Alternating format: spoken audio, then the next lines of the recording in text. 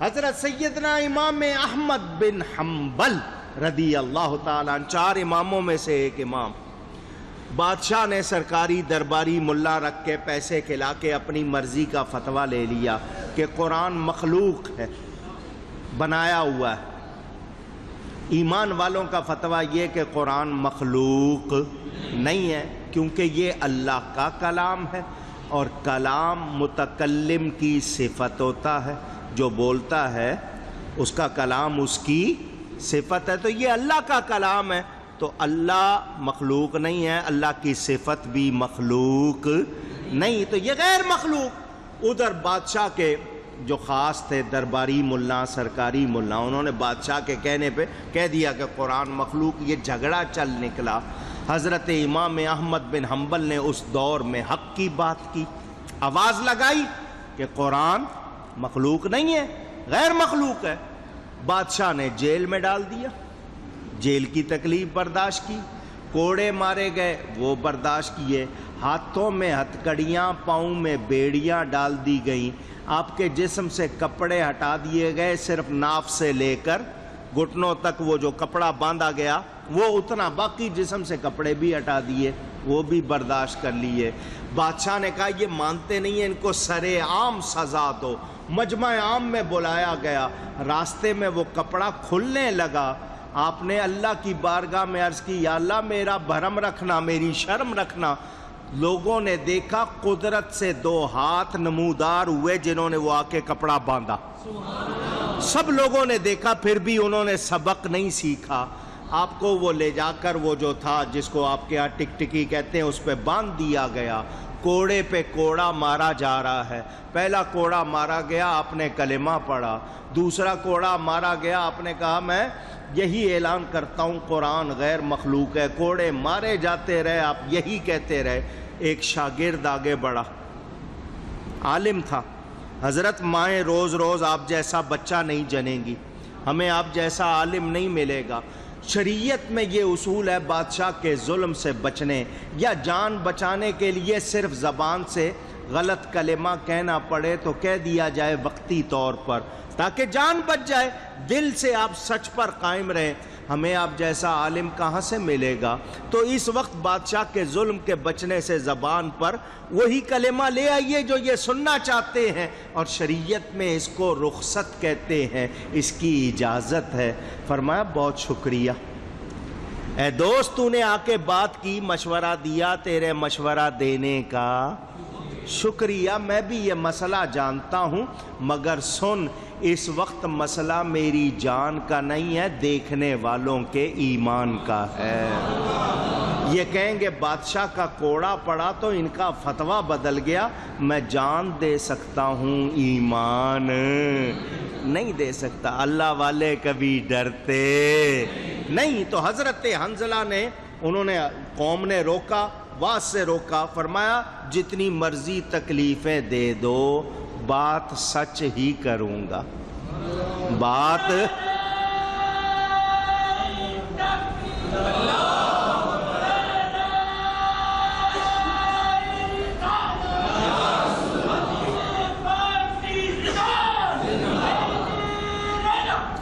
ظالموں نے حضرت حنظلہ کو قتل کر دیا، شہید کر دیا، اور آپ کے مقدس جسم کو، اس مقدس لاشے کو کنویں میں، جس کنویں کا ذکر آیا، جو ہی ان بدبختوں نے نبی کو شہید کیا، کنویں میں ان کا جسم پھینکا، اللہ کا غضب ان پر نازل ہوا۔ رات کو کنویں کے پانی سے خوب سیر ہو کر، یعنی پانی لے کر سب سوئے، سب نے وہ دیکھا کہ جی ہم پانی بھی پی رہے ہیں، سب کچھ کر رہے ہیں، مزے لیے۔ صبح اٹھ کر دیکھا کہ کنویں کا پانی زمین میں دھس گیا، اب پانی کہیں نظر نہیں آ رہا، کنواں خشک، پیاسے مرنے لگے، مرد، عورتیں، بچے پانی کی ایک ایک بوند کو ترس گئے، جانوروں کو پانی نہ ملا، وہ بھی تڑپ تڑپ کر مر گئے۔ اس علاقے کے لوگ ایک ایک کر کے مرنے لگے، جنگلی درندوں جانوروں کا بسیرا ہو گیا۔ وہ محل جس میں وہ بادشاہت کی طرح مزے کرتے تھے، شاہی اپنی جو کہتے ہیں نا سہولیات، رائل فیسلٹیز کے ساتھ جس میں رہتے تھے اور بڑے ناز کرتے تھے ہمارے محل، ان میں بھی جانور بسنے لگ گئے، ان کے باغوں میں سبزہ ختم، کانٹے ہی کانٹے رہ گئے، جنوں درندوں کی آوازیں آتی تھیں، اور وہ جو محل بنایا ہوا تھا بادشاہ کا وہ بھی ختم ہو گیا، وہ کنواں اسی کا اسی طرح رہ گیا، وہاں کسی کو دور دور تک کوئی زندگی نہیں نظر آتی تھی۔ چند دن پہلے کیا ہستا بستا شہر تھا، سہولتیں تھیں، مسکراہٹیں تھیں، راحتیں تھیں، جب اللہ والے کے ساتھ بدسلوکی کی کچھ بھی رہا۔ اونچی آواز لگائیں۔ اسی لیے کہتے ہیں وہ اگر ادب نہیں کر سکتے تو بے ادبی بھی نہ کر۔ آپ نے داتا دربار پہ بم پھاڑے، پورے ملک میں سیلاب آیا یا نہیں آیا؟ حضرت بابا فرید، حضرت عبداللہ شاہ غازی کے مزاروں پہ دھماکے کیے، نتیجہ کیا نکلا؟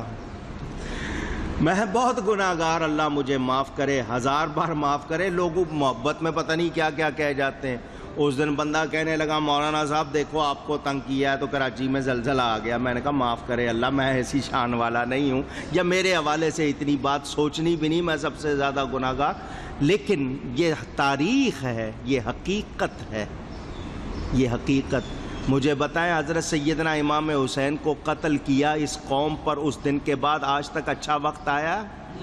پوچھ رہا ہوں کیوں؟ کہ ان کی قربانی کو سلام کرنے کی بجائے آج بحثیں کی جا رہی ہیں کہ وہ کیوں نکلے تھے، بجائے اس کے کہ ان کی قربانی کی قدر کی جائے، ان کو اپنا محسن مانا جائے۔ بحث ہو رہی ہے کہ وہ اقتدار کے لیے نکلے تھے، کرسی کے لیے نکلے تھے، یا کائے کے لیے نکلے تھے۔ جس قوم کا یہ حال ہوگا بتاؤ اس میں راحتیں ہوں گی؟ تو یہ عدل کی بات کی گئی کہ جہاں عدل نہ ہو وہاں پر امن رہتا نہیں۔ یہ بادشاہ کا ذکر جاری، حضرت حنظلہ کا ذکر ہے، اور اس میں ابھی خاصا بیان باقی ہے۔ میں نے مختصراً ذکر کیا، گفتگو میں کہیں کوئی غلطی ہوئی ہو اللہ کی بارگاہ میں توبہ کرتا ہوں۔ وآخر دعوانا ان الحمد للہ رب العالمین۔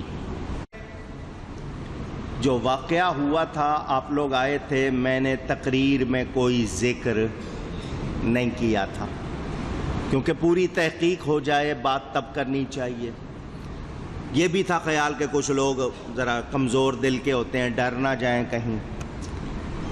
میں ابھی گھر سے نہیں نکلا تھا نماز کے لیے پچھلے جمعے کہ مجھے فون آیا، یہاں محراب کے پاس ایک تھیلی نظر آئی تھی، شاپنگ بیگ پلاسٹک کا جو ہوتا ہے، وہ ڈیٹیکٹر لے کر یاسر صاحب انہوں نے دیکھا تو اس میں سے آواز آ گئی، گھڑی لگی ہوئی تھی، تاریں بندھی ہوئی تھیں، وہ ایک چھوٹا سا بم تھا۔ وہ آپ کے نقصان پہنچانے کے لیے نہیں تھا، نمازیوں کے لیے نہیں تھا، میرے لیے رکھا تھا۔ اس میں لکھا بھی ہوا تھا میرا نام کہ اس کے لیے تحفہ، اللہ نے بچانا تھا۔ وہ پہلے نظر آ گیا، جمعے سے پہلے میرے یہاں آنے سے پہلے اس کو انہوں نے ڈیفیوز کر دیا، ناکارہ بنا دیا۔ میں وقت پر آیا تھا، آپ لوگ کچھ لوگوں کو حفاظت کے لیے پیچھے کر دیا گیا تھا تاکہ خدا نخواستہ کچھ ہو تو تکلیف نہ ہو۔ پھر جب میں آیا تھا میں نے آپ کو اندر بلا لیا تھا، جمعہ بھی پڑھا تھا، اور پورے جمعے میں اس کا کوئی ذکر نہیں کیا تھا، چونکہ ٹی وی پہ بھی آ گیا، اخباروں میں بھی آ گیا۔ میری کوشش بھی یہ تھی کہ نہ آئے تاکہ لوگ پریشان نہ ہوں، لیکن آ گیا تو اس لیے میں نے آپ کو یہ بتا دیا۔ گورنمنٹ والے اس دن وقتی طور پر آئے تھے، آ کے انہوں نے کہا تھا کہ جی یوں کریں گے وہاں کریں گے، نہ کوئی آیا۔ گورنر نے، کمشنر نے، کسی نے فون کر کے خیریت بھی نہیں پوچھی، مجھے ضرورت بھی نہیں۔ میں جن کے لیے کام کر رہا ہوں بس ان کی نگاہ میں ہوں، یہی کافی ہے۔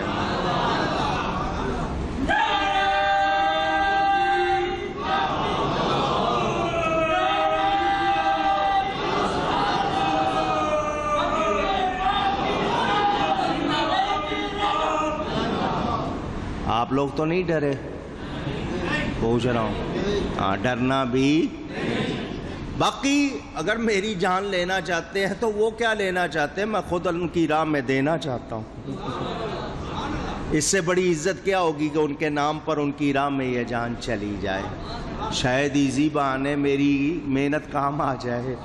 اللہ تعالی جب تک زندہ رکھے انہی کا ذکر کرتا رہوں، دنیا سے جاؤں اللہ یہ توفیق دے ان پر درود و سلام پڑھتا ہوا جاؤں۔ اللہ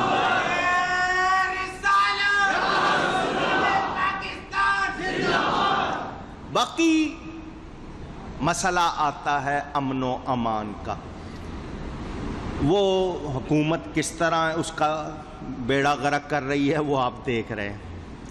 65 سال ہو گئے اس ملک کی حکومتوں کو اس ملک کا امن بگاڑتی کی کوشش کرنے کی لگے ہوئے ہیں۔ کیا فوجی حکمران کیا سول حکمران، بس نہیں چلتا کہ کسی طرح اس ملک کو 2 دن میں بیڑا غرق کر دیں۔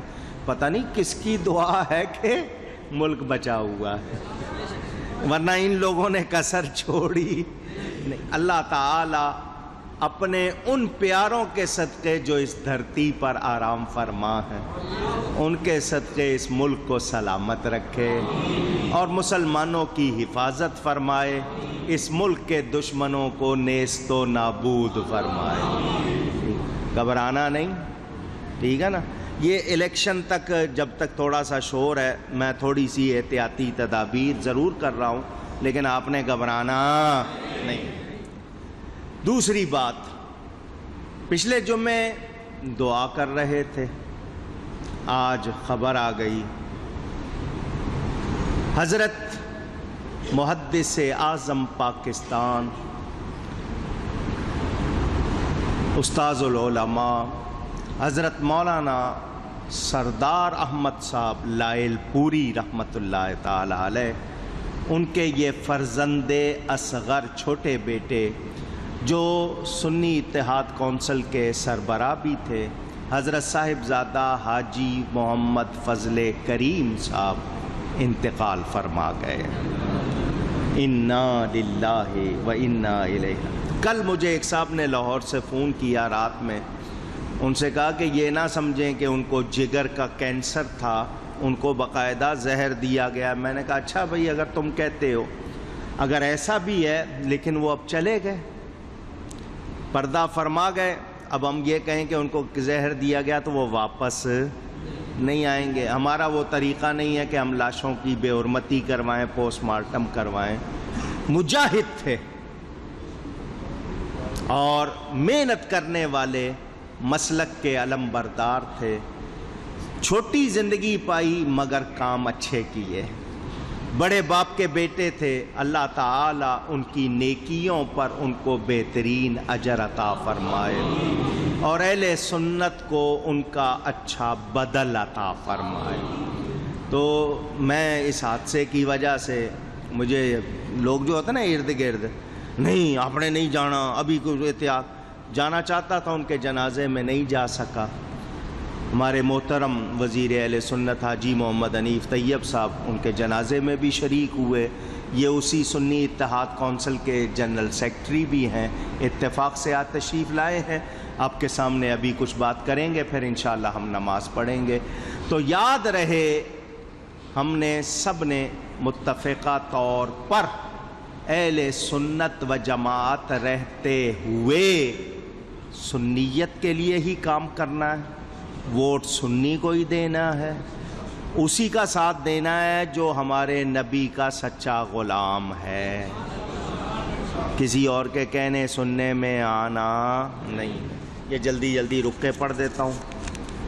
منت مانی ہے 313